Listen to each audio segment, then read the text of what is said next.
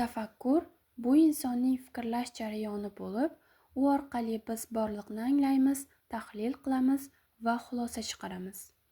Inson boshqa mavjudotlardan aynan tafakkuri bilan ajralib turadi. Mantiq esa bu to'g'ri fikrlash qonunlari va shakllarini o'rganadigan fan hisoblanadi.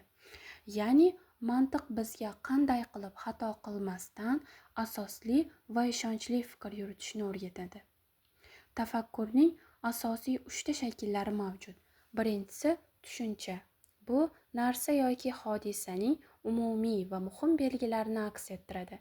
Ikkinchisi hukm, ya'ni mulohaza. Bu orqali biz biror narsa haqida tasdiq yoki inkor fikr bildiramiz. Uchinchisi xulosa chiqarish. Bu esa oldingi fikrlar asosida yangi bilim hosil qilishdir.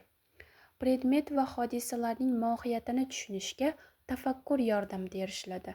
Tafakkur bilishning yuqori, ratsional bilish bosqichi bo'lib, unda predmet va hodisalarning umumiy, muhim xususiyatlari aniqlanadi. Ular o'rtasidagi ichki, zaruriy aloqalar, ya'ni qonuniy bog'lanishlar aks ettiriladi. Tafakkur quyidagi asosiy xususiyatlarga ega. Unda voqelik mavhumlashgan va umumiylashgan holda inikoz qilinadi. Hissiy bilishdan farqli o'laroq, tafakkur bizga predmetning nomuhim, ikkinchi darajali belgilaridan mavhumlashgan holda e'tiborimizni uning umumiy, muhim, takrorlanib turuvchi xususiyatlariga va munosabatlarga qaratishimizga imkon beradi.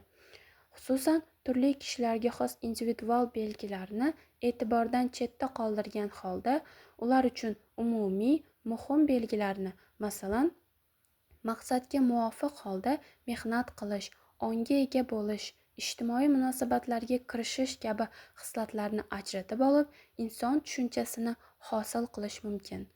Umumiy belgilarni aniqlash predmetlar o'rtasidagi munosabatlarni, bog'lanish usullarini o'rganishni taqozo etadi. Turli xil predmetlarni fikrlash jarayonida o'xshash va muhim belgilarga ko'ra sinflarga birlashtiriladi va shu tariqa ularning mohiyatini tushunish, ularni xarakterlaydigan qonuniyatlarni bilish imkoniyati tug'iladi.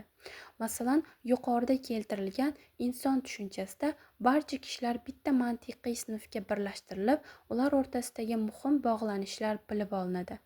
Tafakkur borliqni bilvosita aks ettiradi. Unda yangi bilimlar tajribaga har safar bevosita murojaat etmasdan mavjud bilimlarga tayangan holda hosil qilinadi. Fikrlash bunda predmet va hodisalar o'rtasidagi aloqadorlikka asoslanadi. Masalan, bolaning xulq-atvoriga qarab, uning qanday muhitda tarbiya olganligi haqida fikr yuritish lozim.